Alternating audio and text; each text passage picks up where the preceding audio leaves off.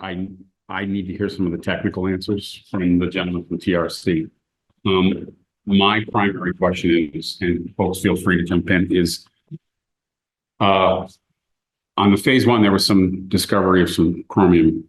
My understanding of phase two will characterize what that chromium is. If it's hexavalent chromium, I need to know whether it triggers a DEP threshold.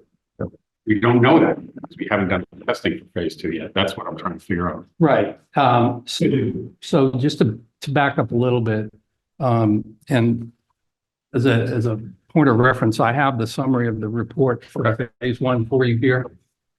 We probably got it last year, but You did. This is about the 56th meeting Okay. there. But anyways, in this, it does identify small amounts of chromium and also nickel. Right. Okay. At the meeting we had in January with the gentleman from TRC who wrote this report, who would also be doing this next phase two. Yep. He indicated that it's very common in all lakes to have random samples of different things at small amounts, but that in fact, the way that Mass DEP and EPA use it is the sum of the entire lake. The original report, which again, I'll leave with you, was. We got a note. Richard. Yeah, they couldn't hear us at first, but. Oh, okay. Oh, Sorry. thank you. Thanks. Sorry. The original report in phase one, the state and the feds only require a very limited sampling. And frankly, phase one was paid for by Rentham, and only the samples were taken on the Rentham side. So nothing was taken on the Norfolk side. In order to prove that the lake is in fact suitable for any remediation, which the most common one would be some form of dredging, you're required to poke holes in the bottom every so many feet on the entire lake.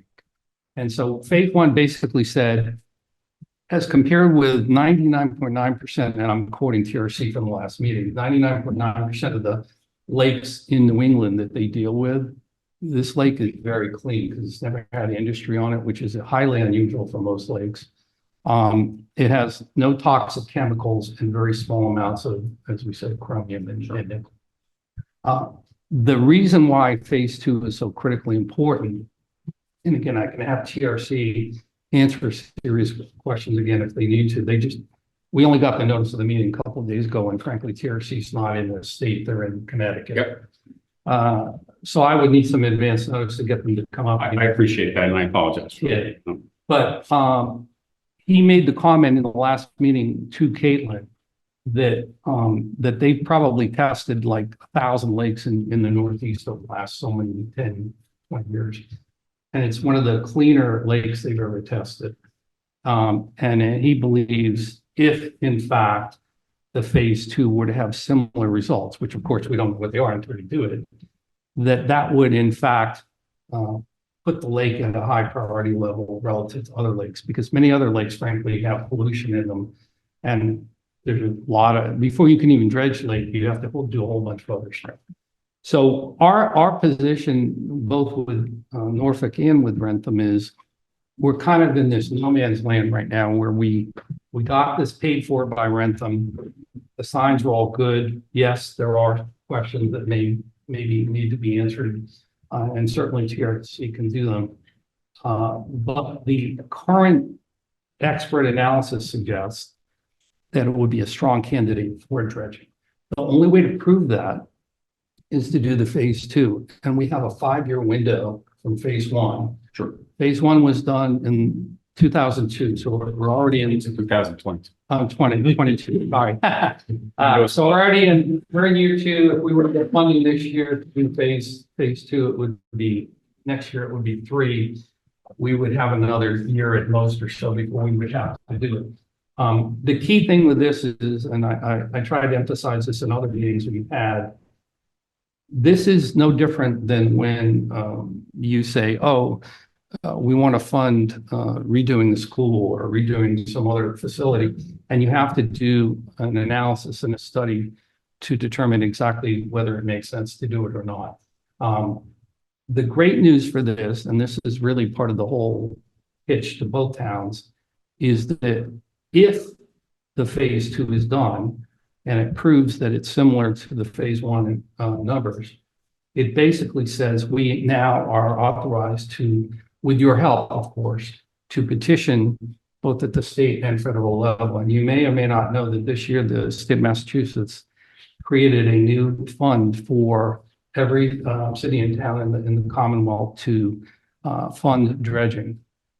Additionally, our federal representative, Rep. Alconclaw, has actually funded in the last 3 years, multi-millions of dollars in projects very similar to this. And in fact, this year is funding a dredging project with the 10 Mile River in North Attleboro, which was petitioned through the town of North Attleboro and Attleboro.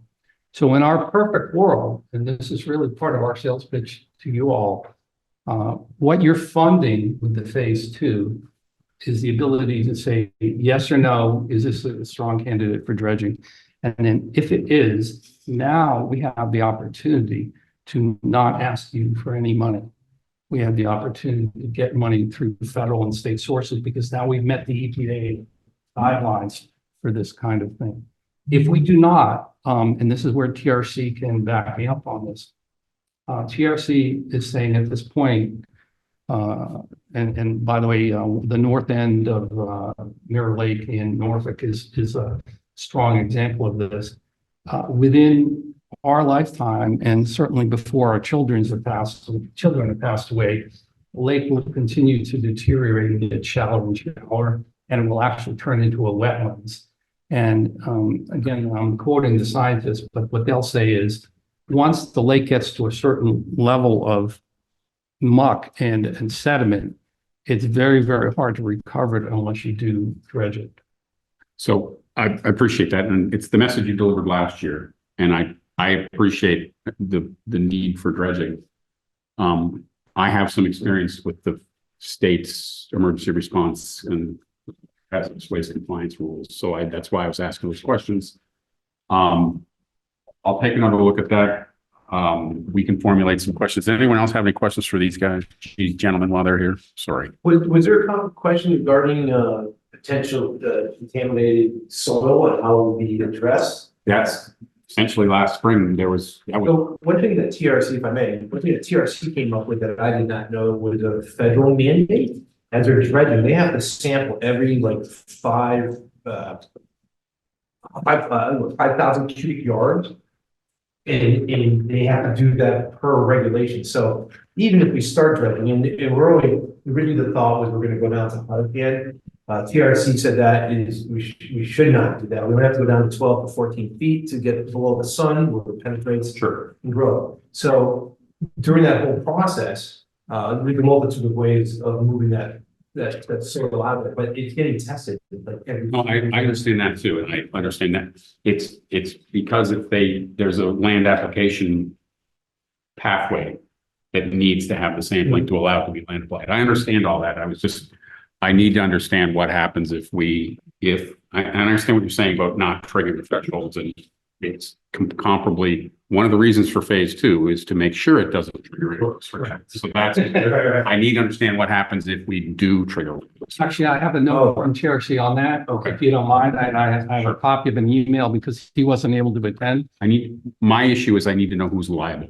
Okay. Understood. So I wrote a note to Carl because I had heard through Caitlin that was a question.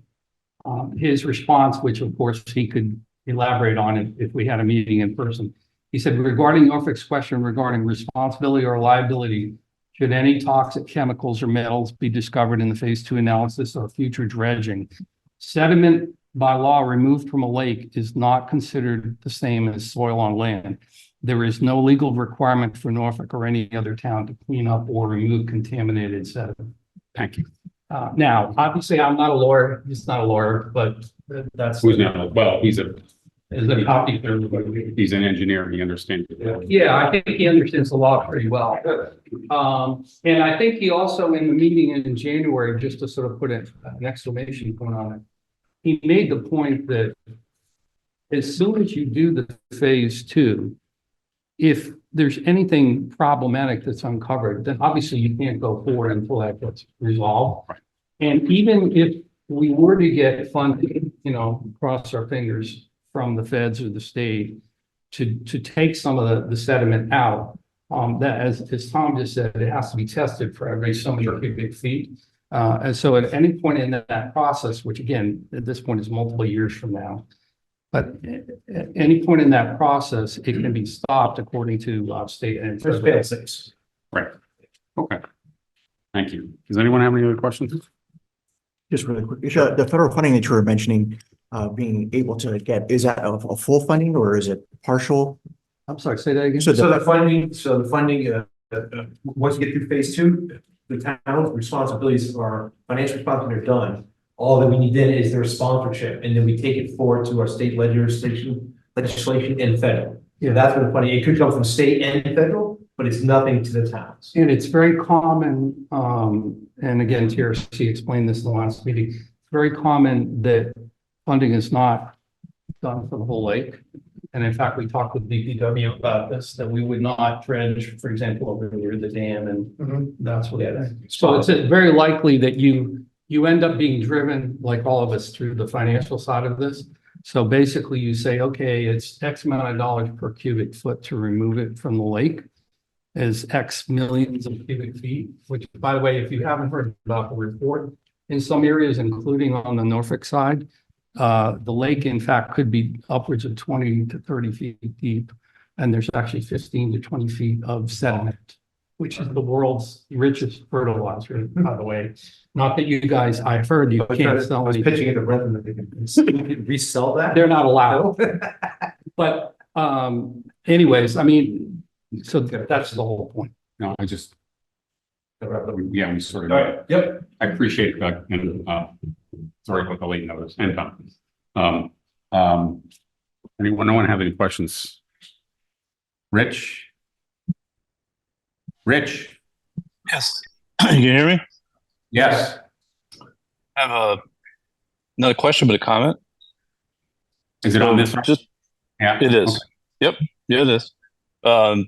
Just to be clear, in terms of this type of project, my understanding is that, if it makes sense to go forward, it's really the towns of Renton and Norfolk that need to go forward with as the applicants. These are friends group that I understand they're trying to advocate for, but there would need to be town staff involvement to move this forward. They could not apply for those monies. They're not That's eligible. correct. Okay. So Yes, I just wanted, I think we knew that, but Yeah. thank you, Rich. Yeah. I knew it last year. All right. yeah. Thanks. Thank you, gentlemen. Okay, Thank you very much. thank you, appreciate it. Can we leave that? Oh, yes, there. Oh, yeah, thank you. By the way, the whole report is 60 pages long, so I shared you from all the core details. That's the summary in the front. Okay, If anybody wants the technical details, there's 50 more pages. I with might, that. so I'll let you know. Thanks. I'd like to talk about the wastewater district article next, which is Article 15. That's okay with you, gentlemen? Okay.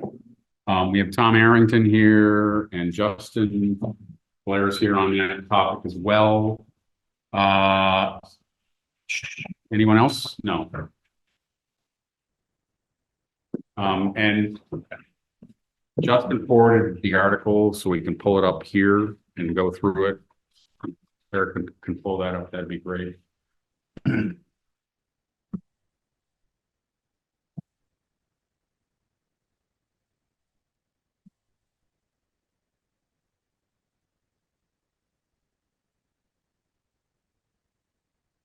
I think what you're pulling up is what Tom just said, obviously everyone's aware that was a legislative act. And it's in the warrant, but we thought it might be good for you just to be able to see exactly what we're trying to do based on the act that was passed by So it's a red line of our current act. Changes that we're requesting of that.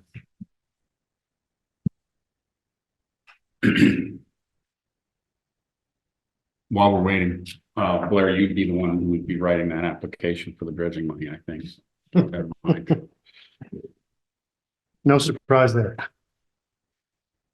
Seems to make sense. You're the likely outcome. Yes. signatory on our side. So it seems like something when I pay that trouble. We're on IP, yeah. That's my recommendation. We have to vote on that, but here we go. So. Great. So there was an addition in the paragraph above that, Tom. I think it was probably like one word because I can't see it. Or this. Oh, or this act. Okay, thank you. In addition, select board of the town exercise, that is.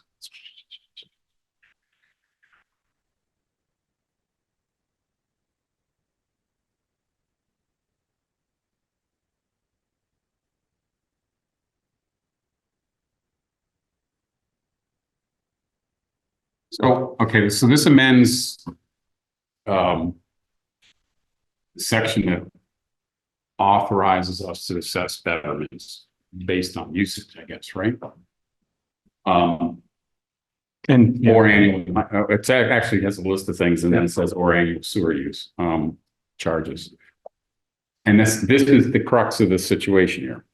This is what gives us the authority to assess against the folks who have outlaws is my understanding.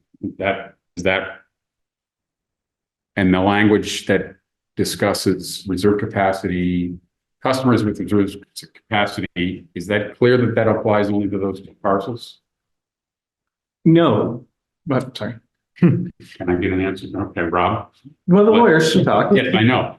And so I think, Tom, our concern at the last time you were before us was that we're wondering what the limitations are on a broader assessment to other folks in the district, other parcels in the district. And I think we were all having a hard time wrapping our mind around that because the district is the district. Right. And does this language clearly make it only applicable to the 6 parcels that were originally given an allocation and the 2 obviously that are not sewer customers at this point? Yeah. So that's certainly the intention, and no pride of authorship here. If people see flaws in this and we can make it better, then absolutely let's make it better. But yes, the purpose here, and I'm just going to go right to the language so section 6 allows the select board acting as sewer commissioners to kind of run the sewer district. And so that list of things that they get to assess betterments, special assessments, privilege fees, sewer connection fees, or annual sewer use charges as provided in said chapter 83, in addition to or instead of prepayment and sewer use surcharges authorized in this act. So the purpose of that sentence that currently exists is if you're connected to the sewer system and using the sewer system, we get to do all those things. Or if you want to connect to the sewer system, and when I say want to, that's kind of an imminent connection, you're allowed to take advantage of those lists of authorities. What's missing in chapter 83, and this is very, we are more or less running our district by chapter 83, but what's missing is the authority to charge users who have a reserved capacity but are not using it. So that's kind of the missing component. And so this language is intended to allow us to also charge those with reserved capacity who aren't using it in addition to those who are using it. And there's only those few users who have reserved capacity, and that reserved capacity is based on a series of contracts that was signed in the early 2000s, I think going up to 2012, and remember, this sewer system was constructed privately, and then we stepped in the shoes of the operator, in the early teens. But that's not really the way a sewer system is typically constructed or designed to work. So there's some anomalies here, and the anomalies are there's a couple of users with reserved capacity who I think they're entitled to that reserved capacity, but their requirement to pay, we can only enforce by contract. And we would like to be able to enforce their reserved capacity in the same manner that we assess and charge everyone else who uses the sewer system. Okay. Rob? So did the contract that predated the legislation which created the district, do those contracts allocate 100% of the potential capacity of the units? I believe so first of all, the contracts didn't create the district. The district didn't exist until the legislation was authorized. That's what I said. Yes, the contracts predate the district. We Agreed. created the district back in, well, we first tried in like 14 or 13 or 12, and we finally got it done in 22. Correct. Okay. Yes. So there are these private, right. So yes, So- the presumably yes, the contracts do allocate 100% of the use of the sewer system. So when we created the district, which is extensive and extends over the entire town center, it's actually a chimera in that none of the other parcels in the town center can really have any access to these units because all the capacity is already allocated. So I would disagree with that. And the reason being that while a user may have, like a current user may have 20% of the allocation, they're not using close to that. And I think we're authorized to, I think we can expand the use. Well, you'd have to The district. nullify their contractual rights. Well, let's say this, I think to get to the crux of it, Tom, and our position has always been, particularly when we were speaking with the condos that are the current, pretty much the primary users, we've operated with the wastewater district. We're not operating off of the contracts anymore. We've operated over the contracts of an old board. We've created a new wastewater district. But also, when we did do that, this is the next component of that piece. Because in this situation, when we're operating like that, those users that had reserve capacity, they're not utilizing the wastewater system currently. So they're not paying into it either. It's only the small limited group of users that are currently utilizing the system. Right. Now, for those users, previously, I think to be honest, we're getting a subsidized rate because those other users who have reserve capacity were making some payments of some sort. But that's not what's operating at this moment. So it's trying to correct that issue a little bit and give us a little bit of flexibility. Tom, I'm giving a layman version of it, maybe not the town council version of it, but feel free to chime in if you want to say anything further. And I think we will acknowledge, and Tom said initially, this is not typically how wastewater districts are done, right? And how we got into this situation, probably not what we would want to do in the future. So we're trying to mothball the solution. And this is to try and give us a little bit of flexibility there. There aren't, to my knowledge, I don't know, Tom, there aren't many other communities who've done this or are doing this, but this is a unique situation in Norfolk. So we're proposing something unique ourselves. Rob, and I want to see if I understood what Tom said, is that if current users are not using their capacity, then there may be capacity for further hookups. Sure. Without affecting the 45%, whatever it is, of reserved capacity. So, And and just is that essentially what you were saying, Tom? That's Yes. what we believe. Yeah. So in other words, you could expand the participants in the sewer district without impacting the capacity. Yes. at their peril, because I hold the original capacity, let's say I hold 50%, right? And you have now given out, no, wait a minute, hold on. A holder, whoever, landowner A has a contractual right Not anymore. in a contract. No, wait, well, then we can't do this legislation. If the contracts are null, right, then you can't do this legislation if the contracts don't exist. They have no power. Second, if I hold 50% of the capacity and you let other people in who start taking up 55% of the capacity, you have dug 5% of my capacity away. I still hold this. And under section 9A, I can sell my 50% to anyone I want, but you've taken it from me. You've taken a property interest. You owe me damages. We're creating a property interest here in a public utility. Rob, I think the idea is if you've got 5% capacity, you're not gonna let them hook up for 10% capacity. If you have 5% reserve extra capacity. We have no extra capacity. Rob, we have people who own the capacity. Operationally, there may be extra capacity. Yes, David, but under this rule that we're creating, the 50%, the unused capacity is owned by somebody because we're going to start charging them. Percentage of the unused. Yes, okay. 100% of it's allocated. And also under this rule, I'm sorry, Tom, I know you have your hand raised.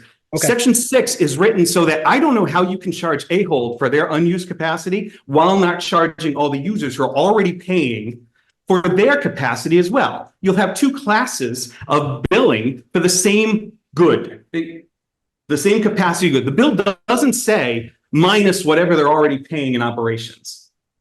The legislation doesn't say that.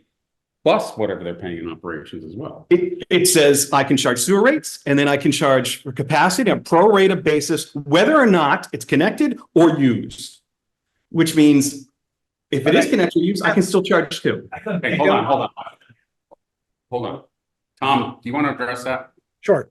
And this, cards on the table. This is a difficult situation. And Rob, I appreciate your arguments.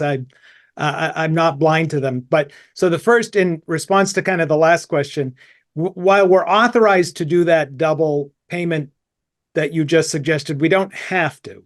We're not required to. It's just in our arsenal. And I don't think that's what we do. For those using it, we charge them the sewer rates. And for those not using it, we're going to charge them just for their reserve capacity. And it'll rest on the sewer commission to do that fairly. But I think they can do that fairly. Part two is, kind of the elephant in the room is these series of contracts, and they're not single contracts. They are a series of contracts. And if I'm being honest, these are not the best written contracts or the clearest contracts I've ever seen.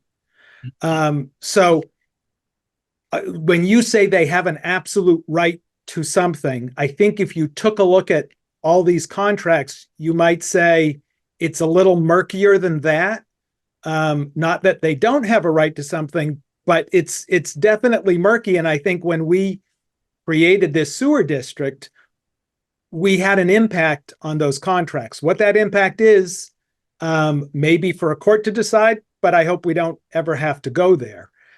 So that's, we're trying to get there. And when you point out that in section 9A, we added a property right, and we thought we had to do that in order to charge someone for their reserved capacity, I think it needs to constitute some level of property right. Previous to this, it wasn't a property right. It's just that we couldn't charge them. And so we think this is the best way to go. But again, it's not a perfect solution to a complex problem. It's just, I think, the best solution that we can come up with. Yeah. Yep. All right, so I need to dumb this way down, because I probably sewer and water guys. We have some plots that are clearly empty across the street. Those are people that potentially have access to the sewer if they built whatever there, right? Are we charging them anything today for said access? But tomorrow, we might want to start charging them. No, other way. We did charge them prior to the existence. But then we stopped. But today we charge. We don't charge.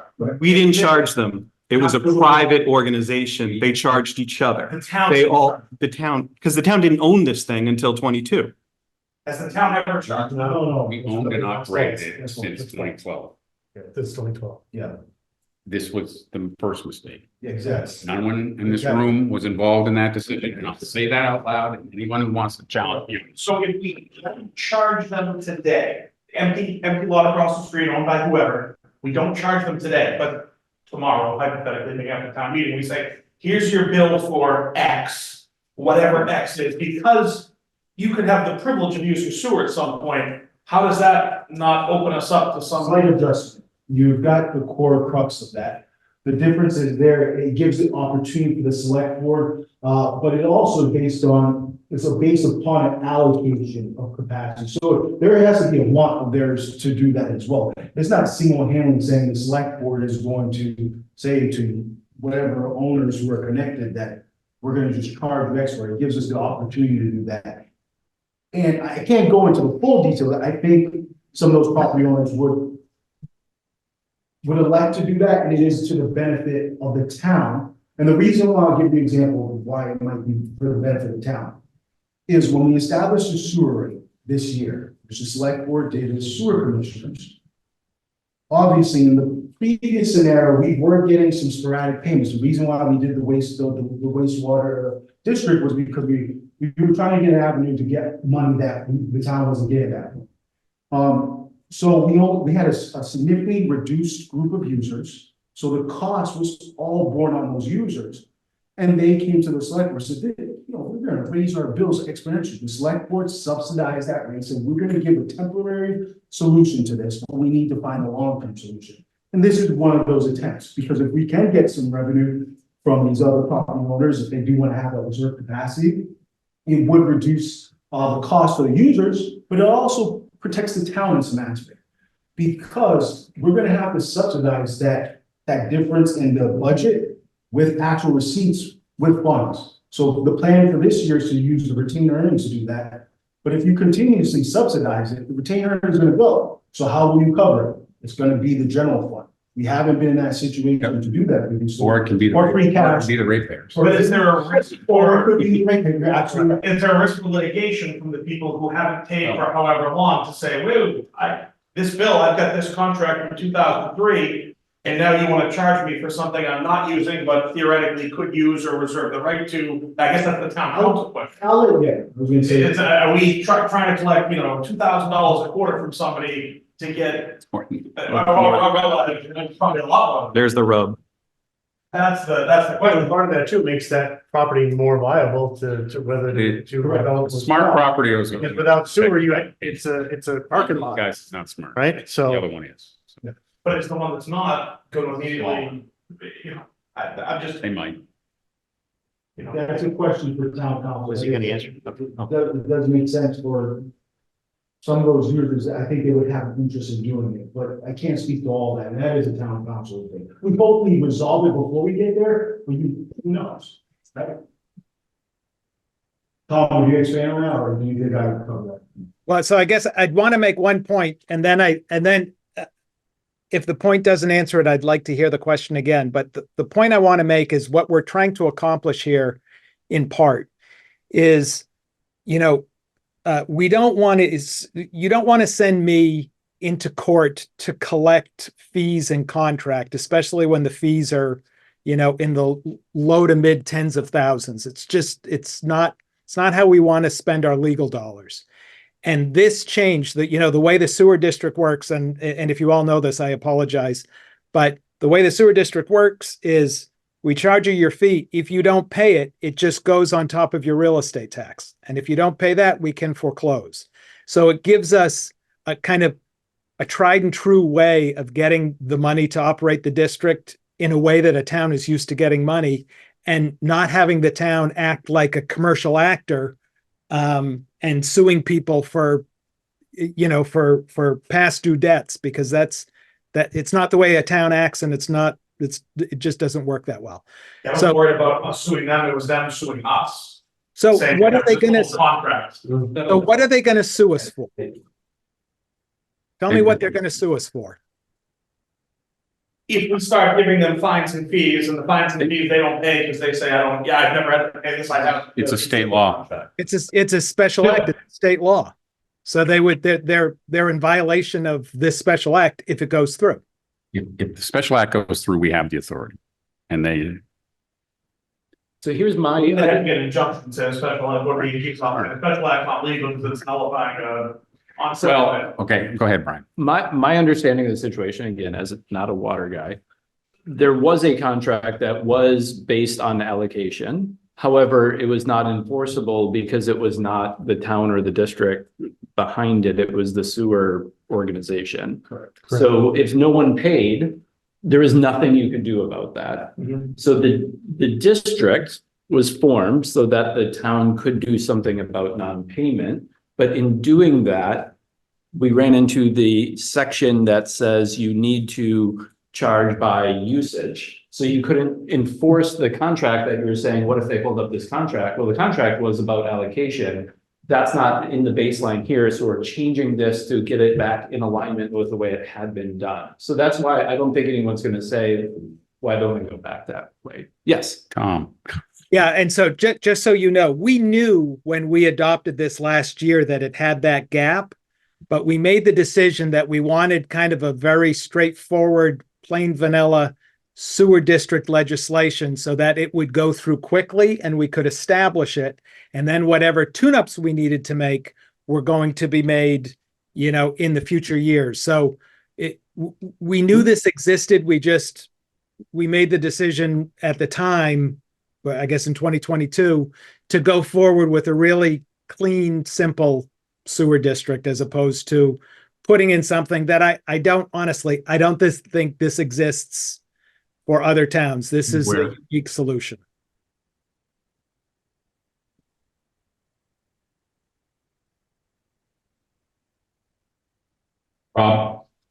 So you could do a couple other things. One, you could buy their capacity off of them. But then Someone pays the sewer district, which solves some of the problem for the ratepayers. And then you get these people out of here, which obviates, which, Does the town buy it? yes, because you've given them the capacity now. So now they have it. So you take it back. The problem is we don't charge for nothing.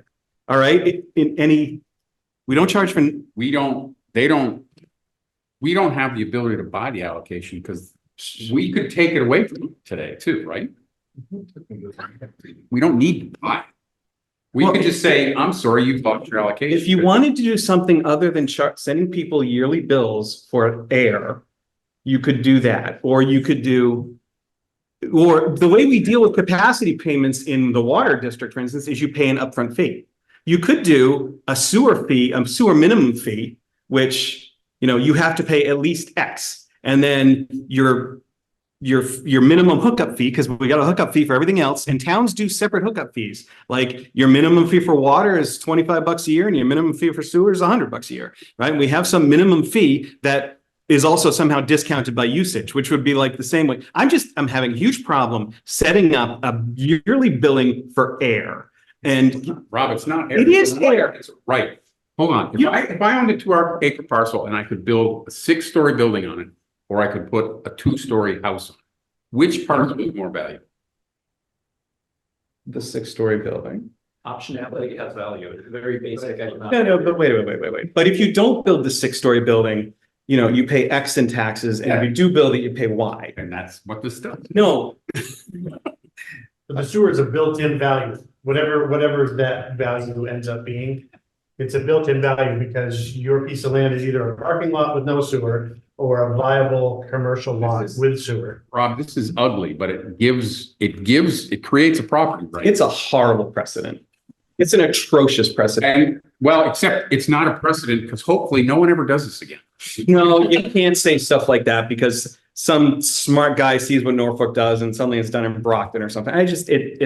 Whatever, you guys vote on it. I think it's atrocious. I'll vote against. I'm not gonna say anything at town meeting, you know, but I think we're walking ourselves into court. Huh? But you're gonna write this one. No, I'm not writing this one up. Could I ask, what would you do, Rob, instead? I would actually extend the sewer to like users, all right? Or I'd be honest and I'd cut everyone else out of the sewer district. You know, we have this like fantasy that we have a downtown sewer district. No, we don't. We have 6 parcels that have capacity, and either they all pay for their thing, you know, through their usage, which is the fair way to do it, because everyone paid to build the thing in the first place. They can't afford it. The current users can't afford it. But okay, so the model doesn't work.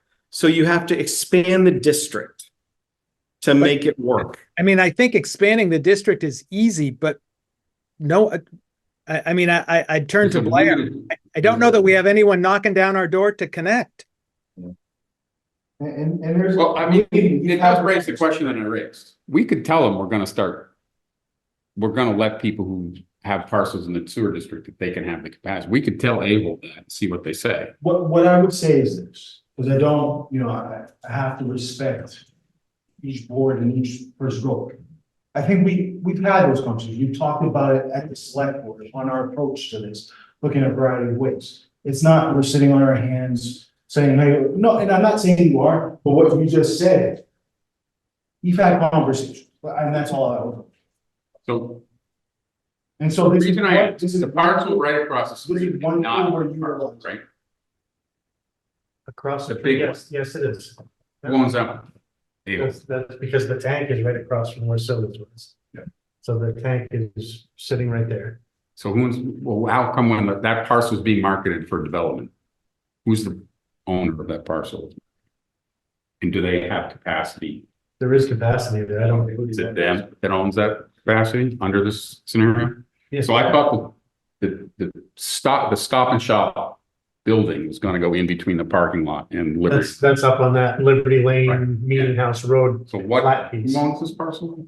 I don't. This know. is the other parcel. That's the. One of this is them, the- yes. How many parcels are? There's a parcel there, and then there's the parcel way up on the top of the hill next to the traffic. Okay, so how many parcels are not? I understand there's two owners that aren't paying, but they own more than two parcels. Richard, you still recall? Yeah. Richard, you're there. I'm wondering if you're talking, I think it's the vote. I just want to make sure we're seeing the same thing. That's it. I'm here. Yeah. Rich, the different parcels, we have Eastern Development, A-Hole, we have. Is Borelli there? And I think that's the one he's referencing. Are those the two property owners that have the reserve capacity? So Eastern which Development. Eastern Development is A-Hole, which is the Stop and Shop. Yep. And then in between Liberty Lane and Main Street is Mr. Cahaley, who owns those Mr. Who? two property. Ray Cahaley, he's an investment. And He's a whatever. He has real estate holdings. So And he's the one who owns some of the capacity. That parcel has capacity attached to it. yes, which was part of the Yep. yes.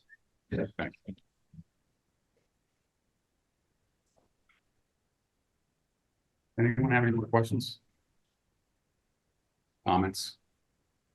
And this is frustrating for us because, and I apologize, but I think what you're hearing is,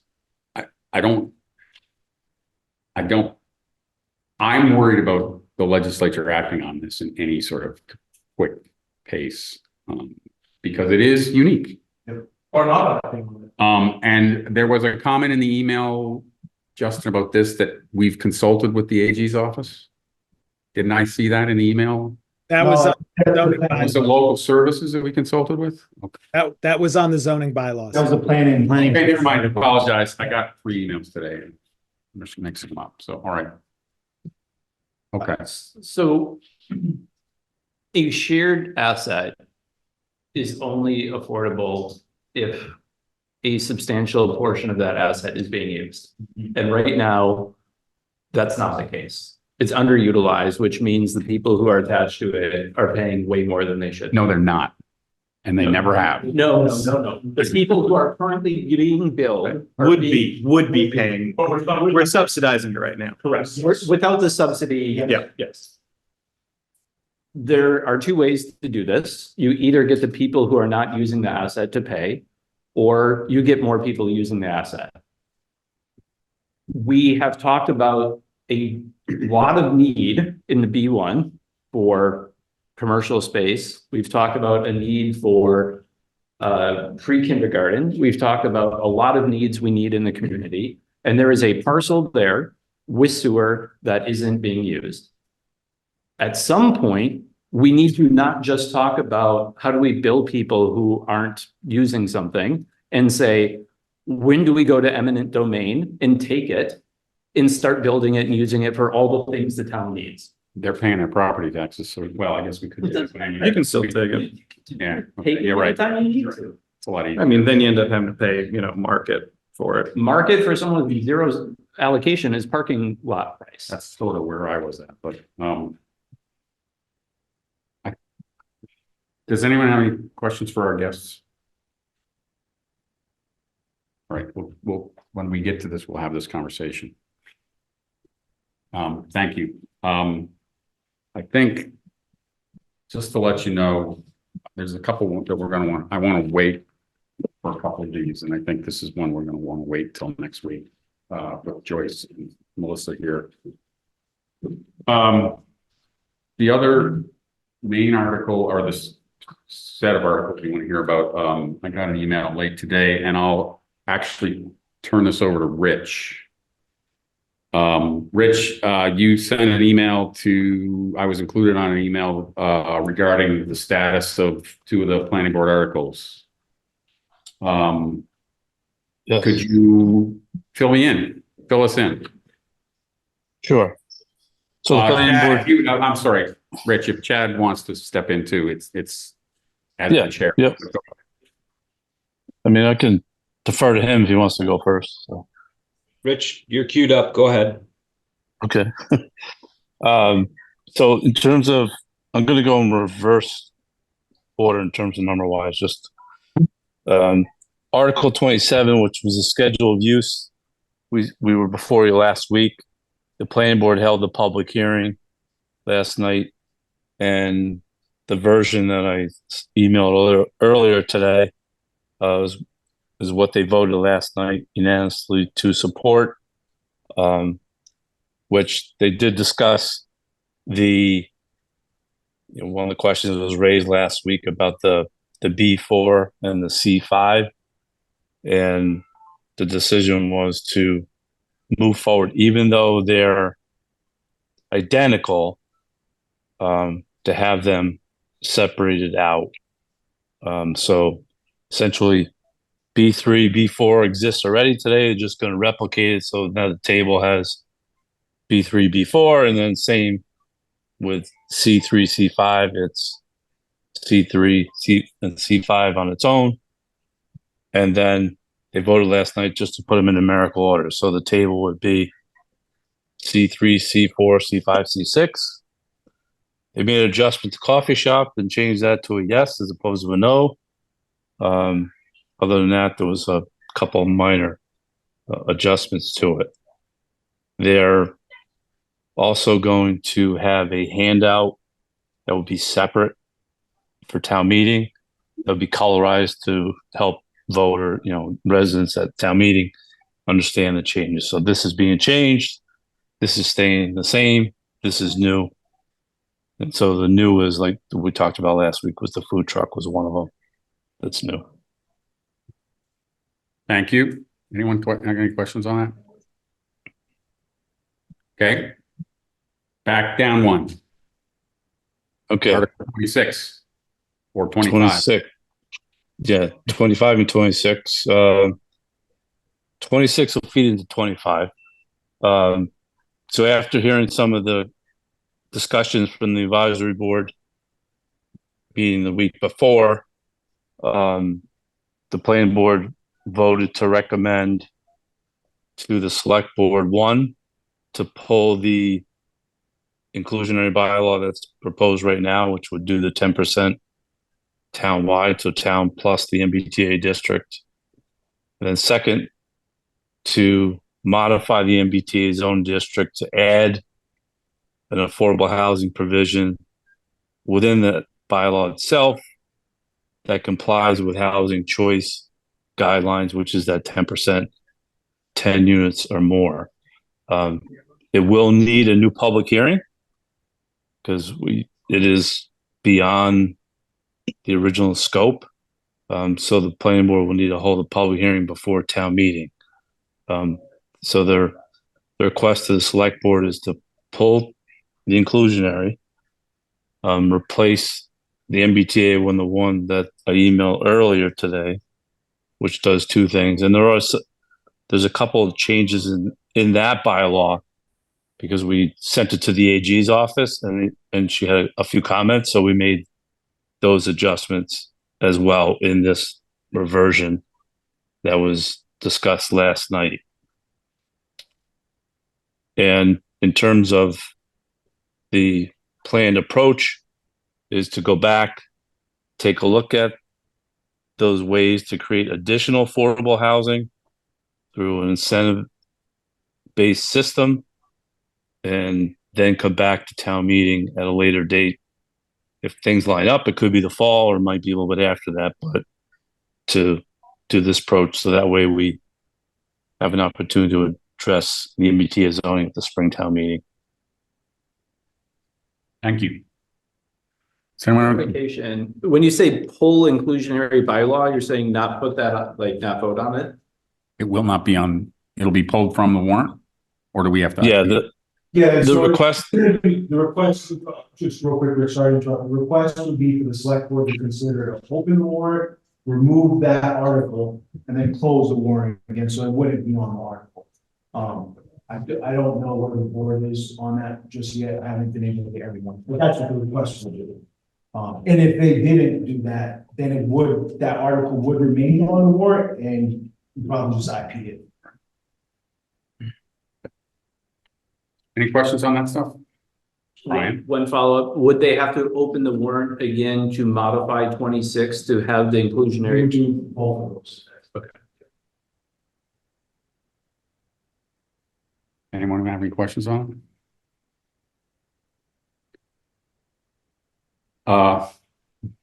There's a new chat. Who's that?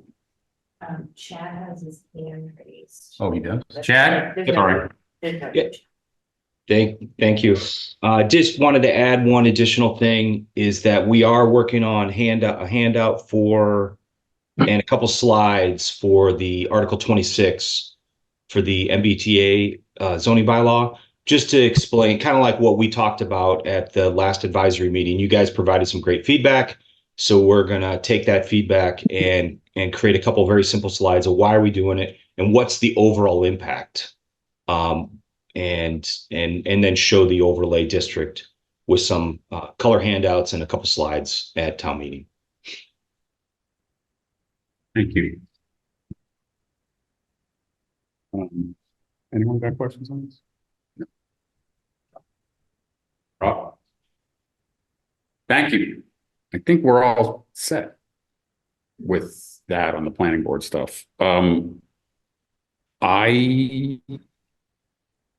Is there anything that we didn't get answered last week that? Another point of timing. Sure. When will we know those That's right, that's that articles? question. Because we need to vote and we need to turn it into the printer in the next Yeah. 12 days or whatnot. Printer wants it on the 19th now, So we have 9 days. Yeah. Printer's getting it up. Saturday. I'll drive it over. So I'm reaching out to the board and Brett reached out to them to see if they would have a special meeting early next week to do that. You don't need 7 days notice before holding a meeting? 2 days, Oh, Yeah, 2 days. 48 hours. Okay, Yeah, fine. just 2 days. So we're working on that. If it is, and if they give me indication they won't do it, I'll work with Tom and the group to make sure we already put the changes in place. So it really is just procedural and make sure to give it to you guys in advance anyway. When will the planning board have their public hearing? so that's to be determined. Although I was going to suggest they could do it. I know it's the night before town meeting, but No. No, it's got to happen in like the next week. Sorry, guys. I know Okay. you just met on this, but you should have scheduled the hearing at that meeting. so it requires 14 48 day hours notice. notice. No, 14 a new, days. a new public hearing requires 14-day notice plus a couple days. So essentially 17 days for lead time to advertise it. So we're looking Just at waiting like, for my friendly amendment, huh? So we're not voting on this before town meeting. We're gonna vote it at 6 o'clock on the night of town meeting. Don't do the hearing the night before town meeting if you can avoid it. You've got a month and a half now. I think, Rich, we 2 we'll months. talk about it, but I mean, Yeah, no, I think it'll be like that last week of April, the 29th, somewhere in that week, if we would be, I think, ideal, because we can get it timing wise, we can hopefully get it fit in then.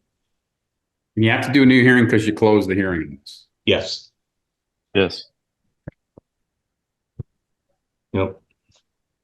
But my recommendation is to try and get it done the week of the 29th of April, because then the following week is town election, and then the following week's town meeting. So there's a lot going on those 2 weeks. So I'd like to just get it wrapped up, sometime between the 29th and the 4th or 2nd of May. Okay. Thank you. Yep. Thank you for entertaining our positions. Appreciate that.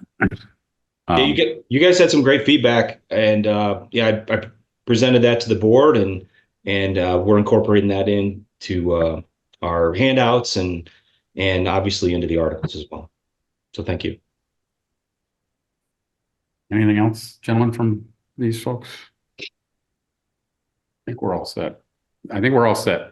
We're just gonna go through the warrant and vote on stuff. Okay. We're not doing the big budget article because Joyce Thank wants to you. be here. And we're probably not gonna do the 2 water and wastewater. We're not gonna do the wastewater changes probably, although I'd like to talk to them about them tonight. I was wondering, because we have Blair here, do you guys have any questions about the articles from the DEP at the end of the warrant? The DPW. Yeah. We talked, when I was here last time, we talked through some of those. I think he did a good enough job on theft of water and restricted his water. Yeah. Bylaw stuff. We went through those. Excuse me, Mr. Chair. I'm going to sign Yeah. off. You don't need me. Thank you, Tom. Appreciate it. Thanks.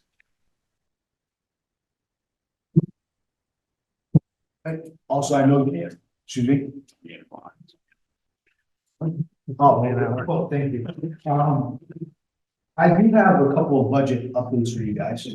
I know you're not gonna vote on it, but I want to give it to you, and then we'll send it to you in advance so you kind of consider it.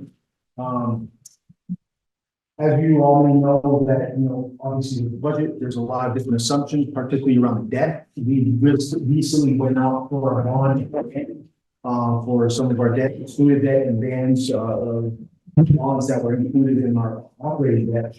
And so we did better than what we had expected. So in the updated sheets, you're gonna get a couple of different figures. One with the fire station building project, we had 1,746,000. That's gonna be reduced by $97,000, so that's good. We're probably gonna recommend to, we were taking a look at our ambulance billing. And, all that sort of, earnings account, we're doing a little bit better on our receipts there, and expenses are a little bit better. So in the budget, we had $30,000. We're probably gonna recommend doing $35,000 in that case, because that's where spending, that's where revenue is looking at.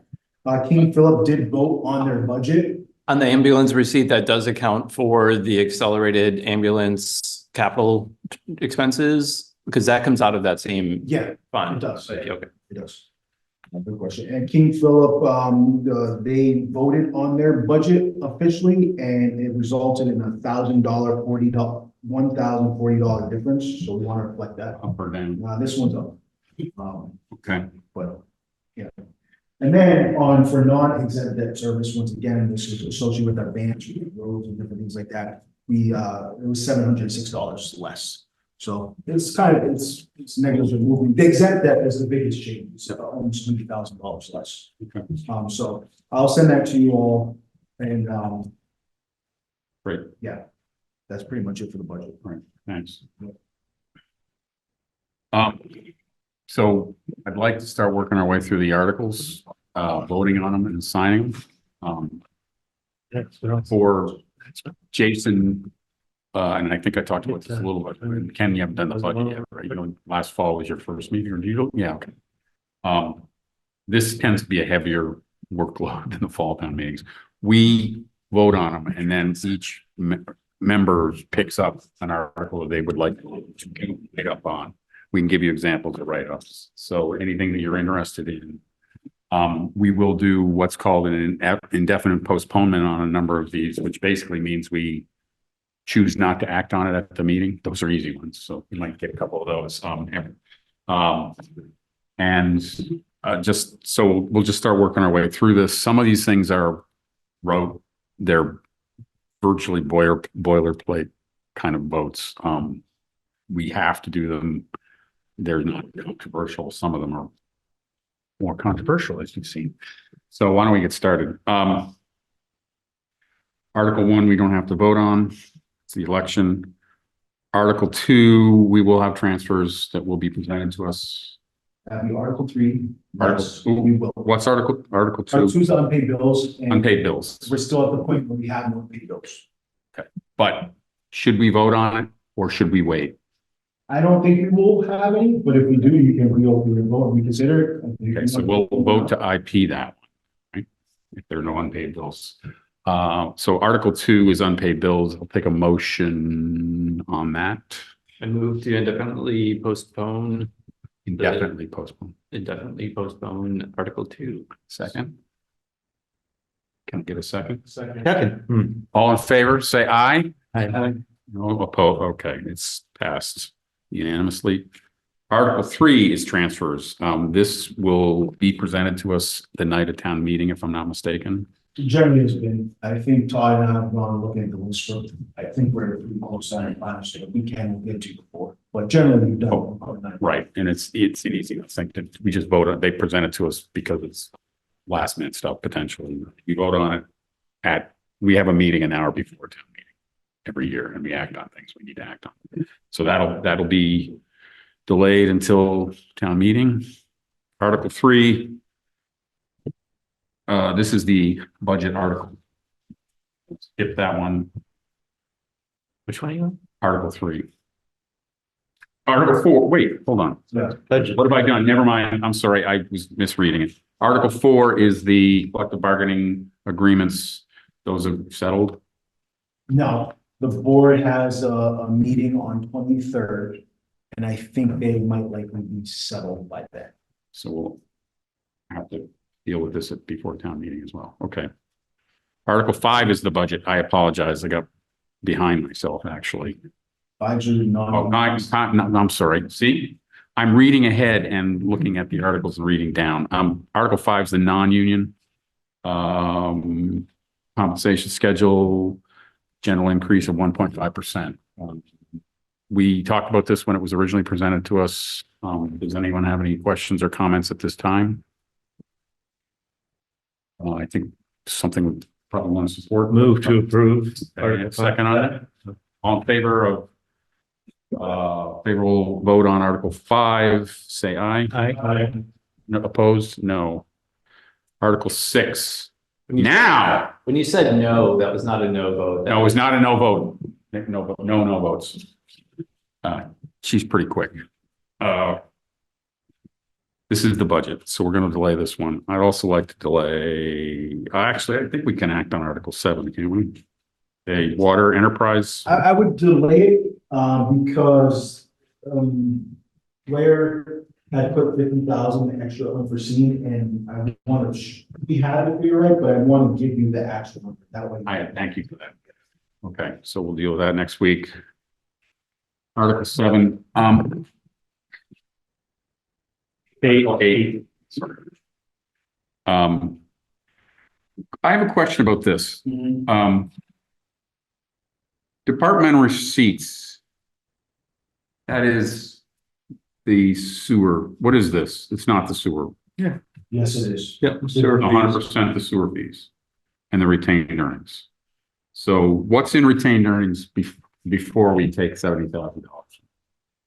Well, I gave you guys that figure before, and I don't have it. I'm sorry. But no,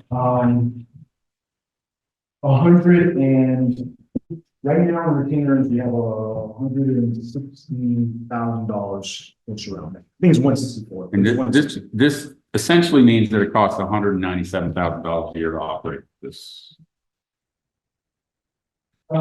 This is related to the other article. This is the thing we've been talking about, right? No, this is their regular operating budget, but it's related directly to that article, yes. That 70 is the related to the other article. The 70 that we But can't the get. 197 is related to the conversation we had about charging the rate. You'd have to Right make the there. 127 to 197 if you didn't do the other I article. don't, it's the rate. Yeah. Okay. Gotcha. I would, I don't know if you guys want, but I would wait and vote with that one too, because there might be some change there. Okay. Is that something for next week or Yeah, Yeah. next week, definitely. Article 9? This is a standard operating article. We're not doing anything in Article 9. Take a motion to indefinitely postpone. Move to indefinitely postpone. All in favor? Opposed? No nos. Thank you. It was adopted unanimously. Article 10 is borrowing from. So. Is this the ambulance? Yes. So we have to vote in favor of this, yes. You have to take a vote. Well, I didn't, I said that, not losing it, gentlemen. But shouldn't there be a number attached to this? That's why, this is the way it looks when we don't have a number attached to it. Right. The motion has to include, a number. Yeah, well, we would. Not the article. We would give you, I probably would do this like the budget transfers and put, like, have the PowerPoint slide for it and have the figure in there. Let's do this one on next week as well, if you don't mind. Because we do need, I've gotten in trouble when I don't have a number in. Yep. That's the next week's one as well. All right.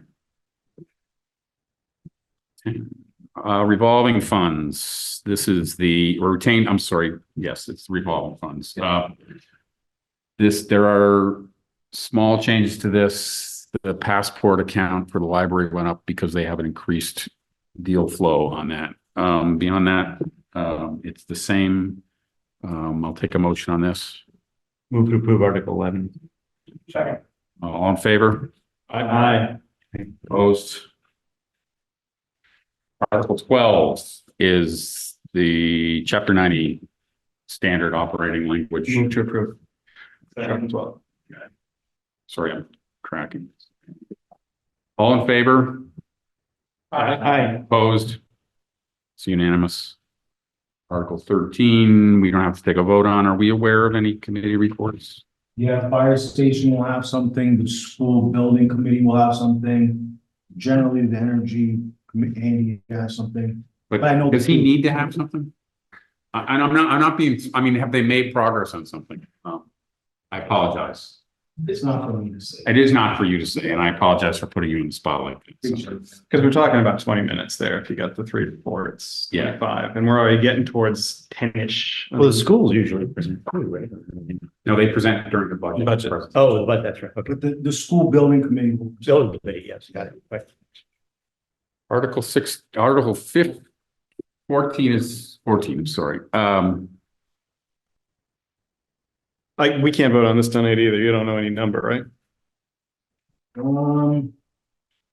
You don't need, actually, you won't have a number for this one because it's gonna be. We'll cover it somewhere through in rent. the year.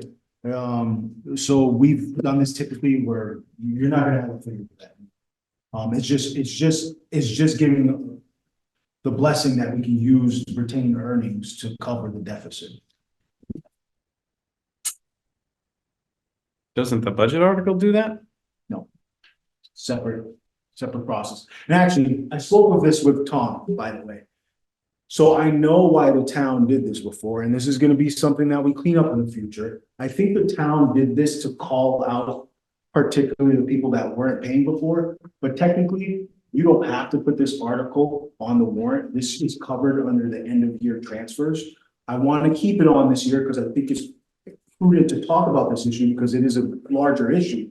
But after this, we're not going to do this anymore. That's why it's right. I did my research on it and then I made sure town council verified what I thought was correct and he did verify that. So. I'm recommending we hold Article 15 until next week's meeting. You want to hold this? 15 is the wastewater language changes that we just discussed. What, are we taking a vote on 14 or no? That's what I'm Can we wait on 14 or should we just vote? I don't think waiting is gonna happen there. All right, fine. Can I get a motion on Article 14? Motion to approve 14, second. All in favor? Aye. Opposed? Okay, Article 15, we're, this and the budget that we go with next week. If that's fine with you folks. Joyce Rob, rare is brief.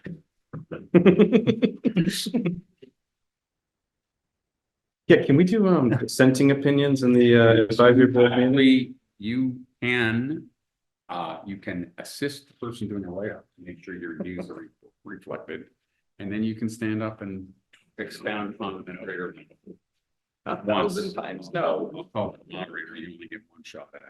Yeah, because I'm disenfranchised as being a member of the advisory board. That's good. Why don't you charge me for things I don't We're use? on the CPC. On the CPC articles.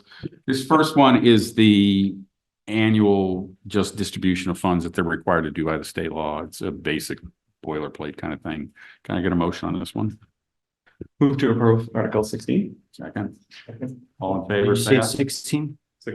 16? Oh, okay. Sorry, I thought I heard. No, 15. No, I don't catch. No, I'm not joking. Yeah. Sorry. Yes.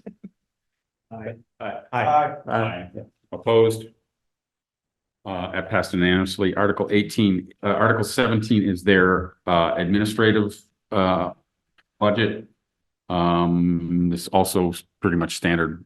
They do this, they have to do this separately because this is a special account that we set up. All in favor? Aye. Opposed? Article 17 is unanimous. This is the one, the next Article 18 is the one where they were asking for money from the CPC to pool with the money they got on the house on the corner of Boardman and Rockwood to purchase another single unit and turn it into affordable unit. Does anyone have any issues with this? Okay. Anyone want to make a motion on I'll move to approve as drafted. that? Second? All in favor, say aye. Aye. Opposed? That's unanimous. Article 19 is, this is the Mirror Lake I thing. moved to indefinitely postpone Article 19.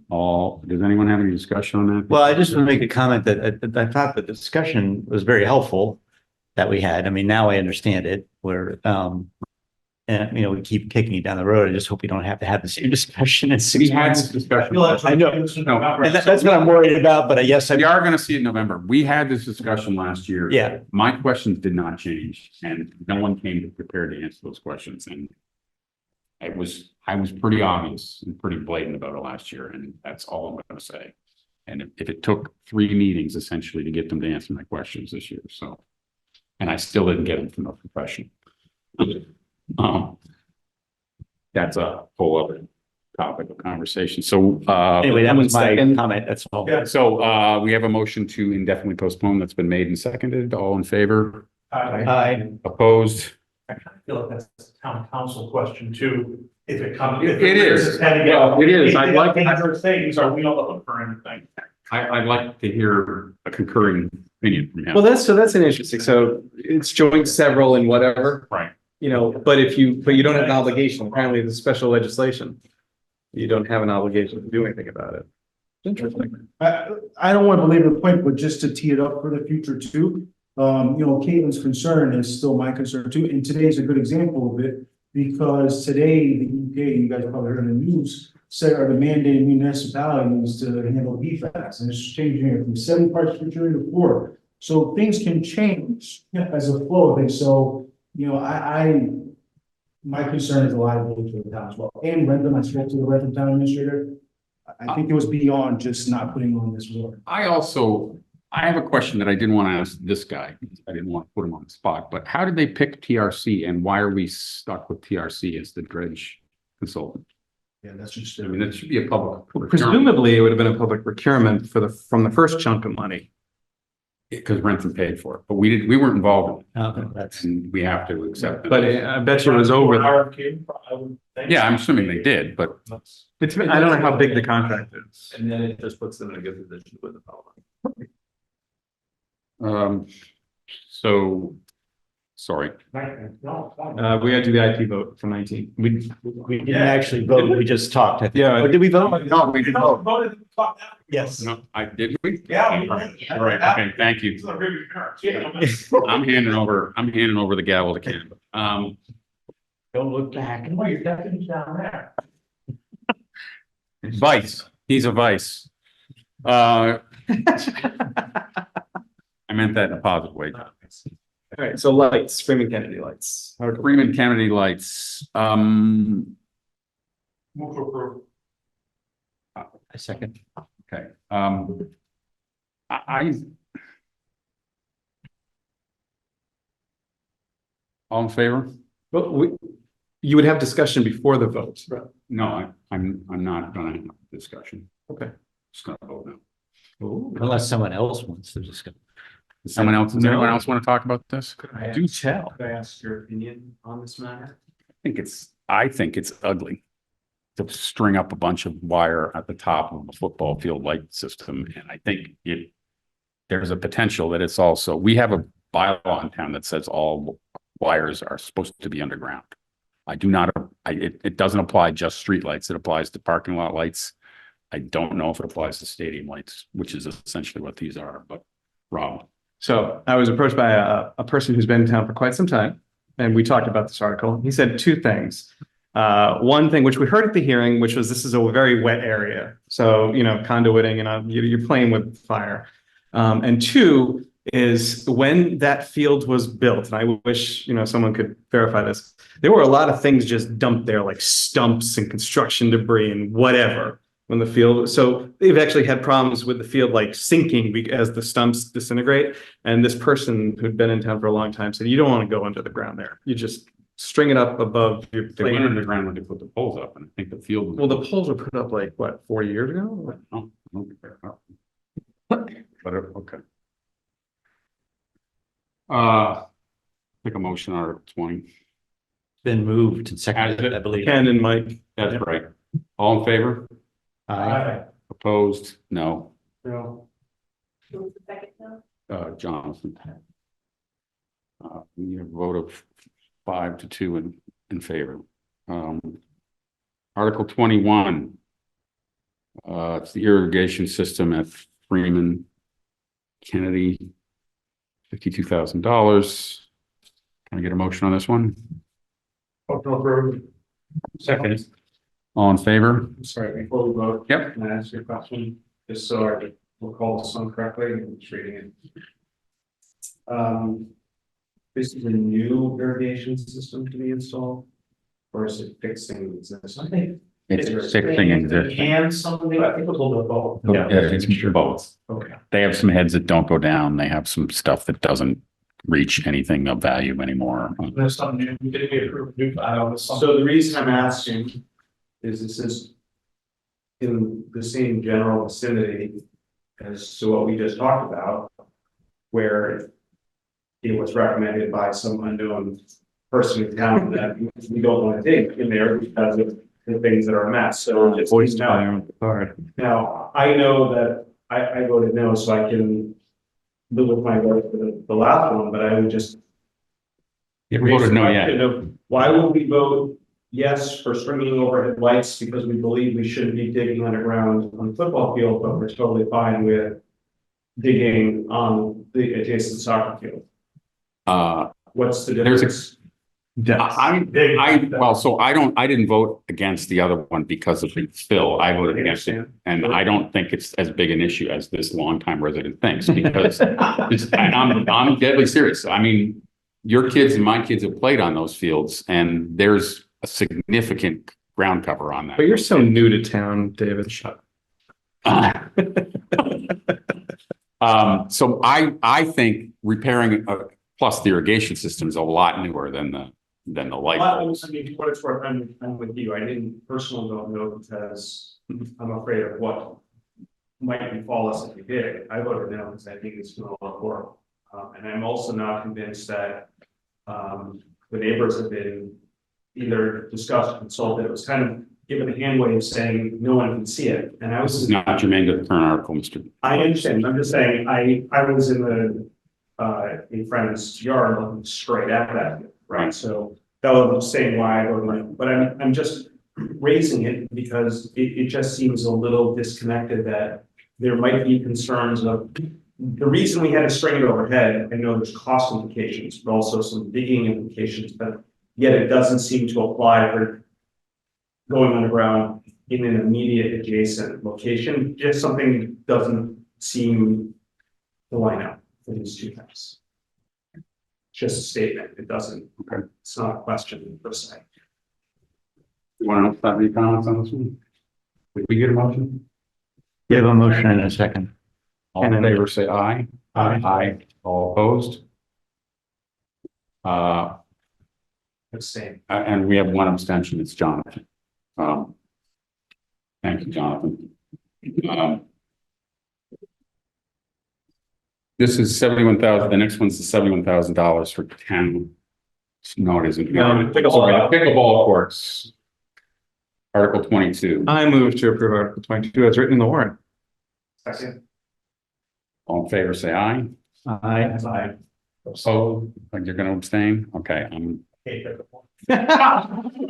Table and some bad. It's a public safety menace. we have one, abstention. We have all in favor except with one abstention. Okay. My beach volleyball court. I saw Top Gun. I threw it off down there. Oh, please don't.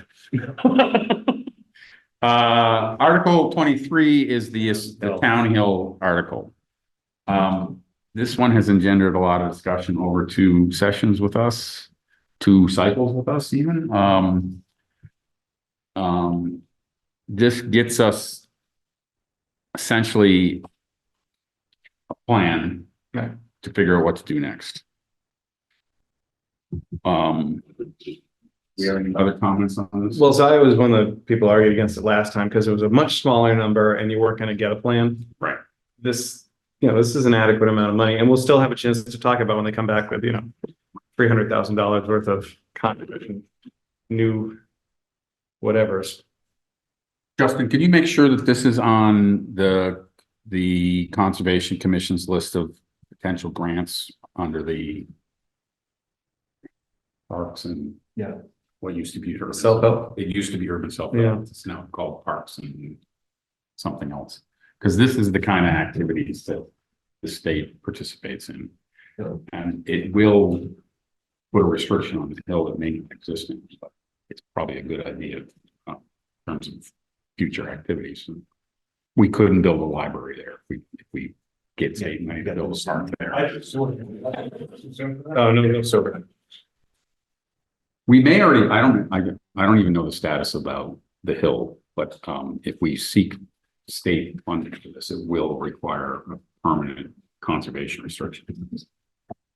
And I think we should, but what? Wouldn't it be 97 land?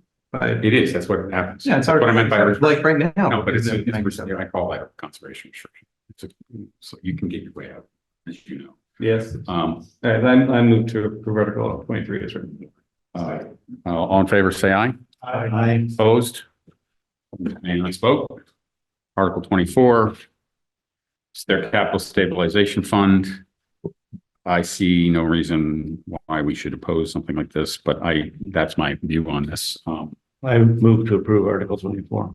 Rob has a comment. People will vote on it. No, the only reason I'd be troubled by this is they have an E&D fund, which would take any excess money and they can hold on to it and they could do capital things with it, but they could also do budgetary things with it. So what this allows them is to take whatever might have gone into E&D, put it in the capital fund, and then come and say, God, we need more money, guys. We can't use E&D because we don't have any.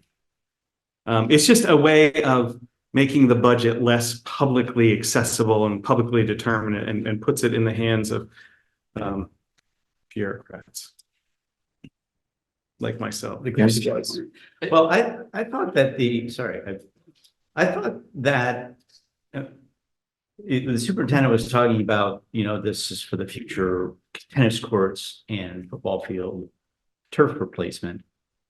So number one, I thought we had set that up when we got the turf field approved in the first place, because we were going to be using the fees, which I don't know if they've actually have generated fees because every other town built a football field at the same time.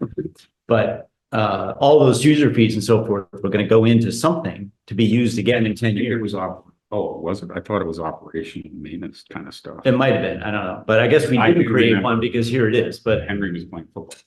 You remember that as part of the discussion. right, there was a lot of concern about saving money for the replacement of the turf in 10 years, but I think that's what this is for. Well, that's the project they raised. It is available more broadly than that if they can start putting money in it. Yeah, right, it's not just for that. My question was, most of stabilization funds, it's clear who has to approve it to get the money back out of it. So I think to Rob's point, I don't recall, and it's not in my notes, who approves getting it back out of that stabilization fund. We didn't ask that question, did we, I bet? We're not. So do you want to delay this one and try to get an answer to that question? That is a really will good address question. your question too, so. Yeah, that's a good question. Okay, we're going to delay this until next week. Unless you have that right at your fingertips, which I highly doubt, I right? don't have it right at my fingertips. I think I know the answer, but I don't want to muddy it. Okay, thank you. All right, so 25 is moot. 25 is. You want to take a vote to IP it just in case we have to?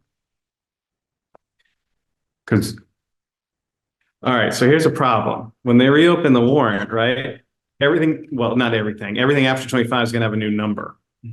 So I knew you were going to raise that. I'm sorry. You opened your mouth. I think we can do the write-ups and then, I mean, I'll make from here on out, the motions will reflect the content of the article rather than the number of the article so that we can move it around more effectively. But don't change any of this. if we do IP this, No, it's not IP. Okay. I think you're right. All right, yep. Okay, we're not dealing with that. Article 26. you wanted to hold on this anyway, because they want to. Hold on to this anyways, but I do think I'm more comfortable with it now that it's gotten rid of, now that it's been bifurcated from the state of the inclusionary zoning stuff. I was problematic with the inclusionary zoning, and I was also problematic with the chance that was just going to tank this. Yeah. At town meeting. Because if we were going to have to offer a friendly amendment, it was just going to get incredibly messy. So I don't know if anyone else wants to throw in on that or just deal with it next week. Next week, okay.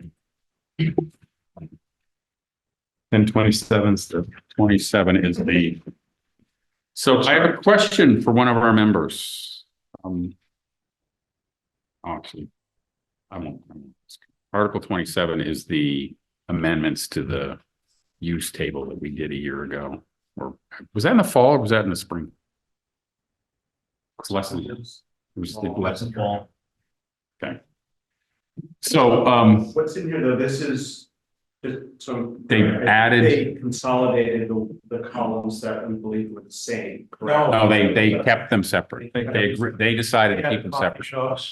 Because, I mean, what's in here, there is like C3/C5, so that was. They're now gonna, I think, yeah. C3, C5. So the way I understood what they said is that all of the separate numbered districts will have their own So column, they can be changed to, right? Are you looking at the one he sent it? no, I'm looking at The old- I'm looking at the old. Oh, because he did send one, so. And the one they presented last time we met actually had different columns for each one, because I was the idiot arguing, well, if they're the same, combine them, so.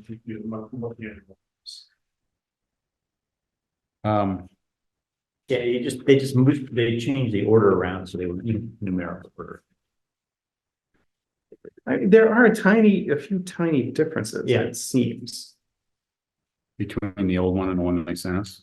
between the existing use table and the new use table. I think we were given an opportunity to ask questions about those and Ken picked up on food trucks right away. And then there was one other thing that we picked up on, but we did not give it a fine Vigorous.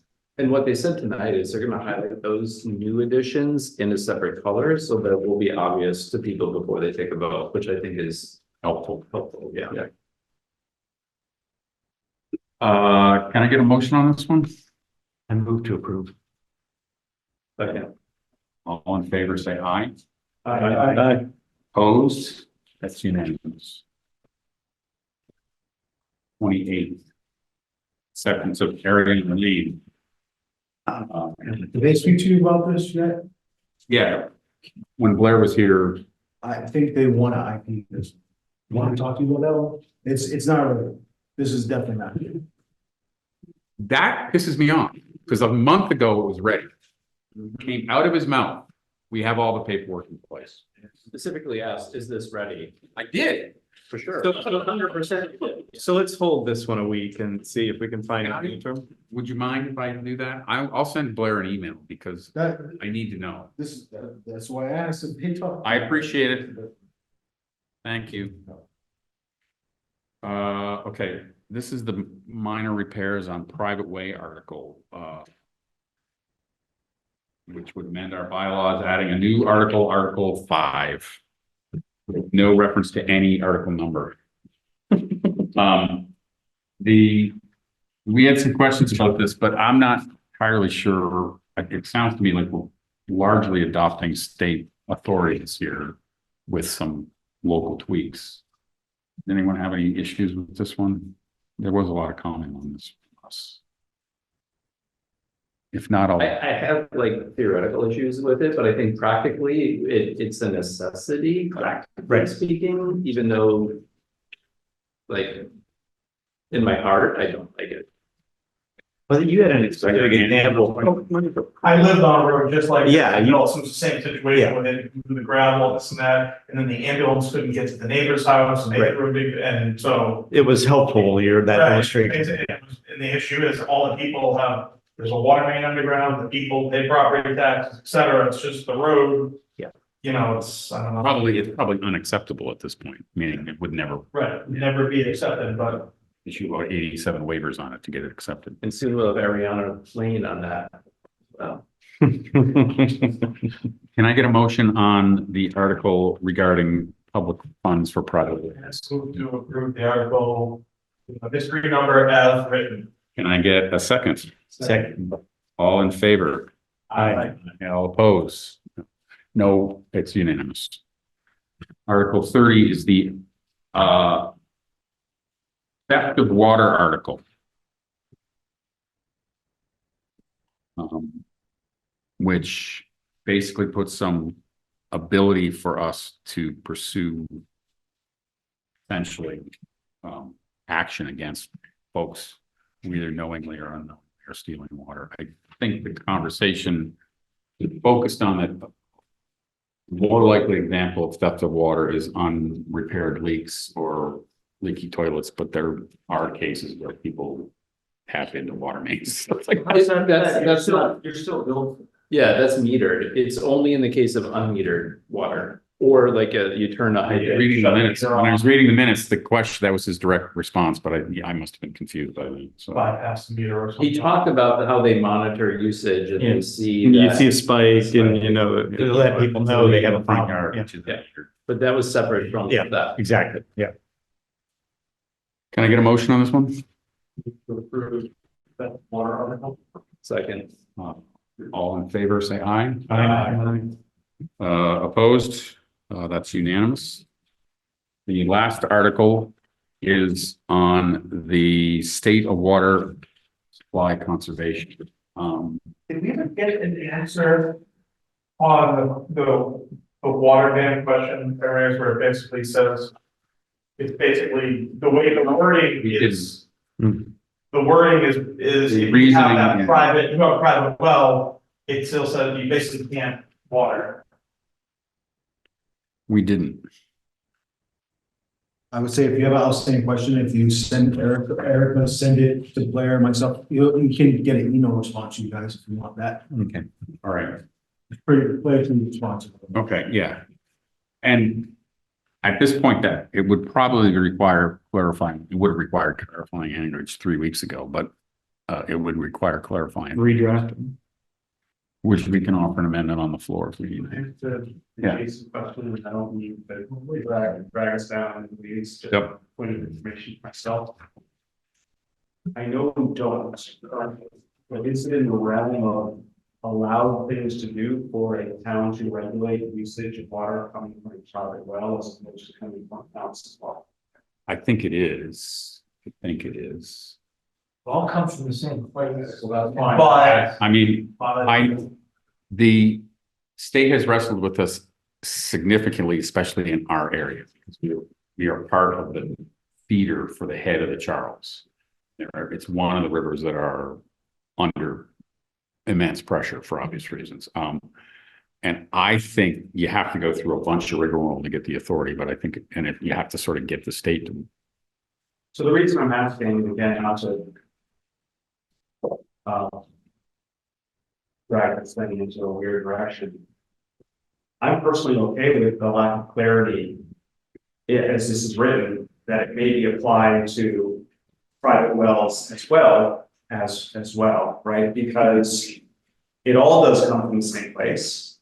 And the very reason we would want to ban someone from watering along the public water supply ought to exist for wanting to ban people from overuse of water from a private quote unquote water supply. So specific to what we're discussing, I'm okay without necessarily waiting to get an answer on this. I'm okay with leaving it in there, and maybe that'll be one baby step in a long road to trying to exert a little bit more control over the same pool of water that we all draw from, as opposed to labeling it water, public water versus private water. It is just water. Let me ask the question anyways, and get an answer, and then we'll have that discussion when we. I think I picked up on it like that. So what happens when the bylaw hits the AG's office and attorneys start looking at it and say, wait, look, this is,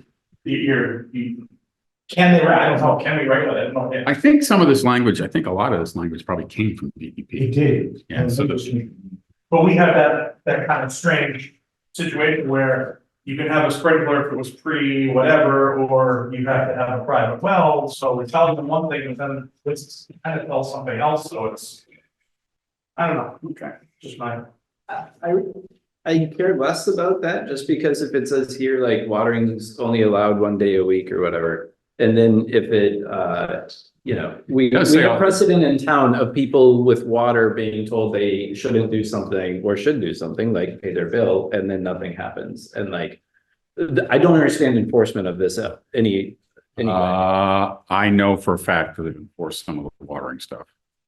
I don't know, it's not in here what the enforcement mechanism is, and if you're not on public water, I don't know what that would be. Bylaw violation, can't be. If you're on public water, it's not shutting off your water, it's fines. It's warnings and then fines, because I have a neighbor who's been warned. Well, no. It looks like 292.6, which isn't printed here. No, never mind. It doesn't. Does this need to have the actual consequence at the end, violation of this section? Probably, yeah. Will, I'm working on my phone, my computer somehow about it works, so. I don't know, I think. Does it need that conclusion piece to be a bylaw with an enforcement mechanism? It probably. By not more than. It's amending a current statute, so it might be in the current statute, it might be in the current bylaw. Look that up. It may actually answer the question of who it applies to as well. So While he's looking that up, I did something that I didn't mean to do, but I think we have to try to assign these to give people, or you want to wait till we have them all done? Basically, they're on here. Yeah. Okay. I will manage the budget ones, the big budget ones, which is sort of traditionally the role of the chair. If anyone has any that they're keenly interested in working on, let me know now. Do like non-union employees, raises, collective bargaining agreements, Yeah. if that goes through, that's up to you then. And like I said, this is because we do them every year. You can write that one too. It's been able to do. Are you guys gonna uniform up for the meeting? That'll make people really. Okay, if you want to take a look at those, that'd be great, Ken. But I will. It's like 3, 4 on 30-ish. Yeah, somewhere in the thirties, maybe 29. All right, cool. With that being, yes, Brian. So the definition of water users and water consumers is all public and private users of town's public water system, irrespective of person's responsibility for billing purposes to any particular facility. So that's public water. Public water. Public water is only applicable to public water use per that. Right. And then violations and penalties are included in. 292.9. Yeah, any person violating is $50 per first violation, $100 Even though this language is ambiguous, that's above this language. where Yeah, It limits who that inside language applies to. too. I think You that's want to what vote he, on it then? Send my question. I think that's what he was trying to tell us. It was a confusing conversation last time, but I think You that. want to vote on it? Yeah. Can I get a motion?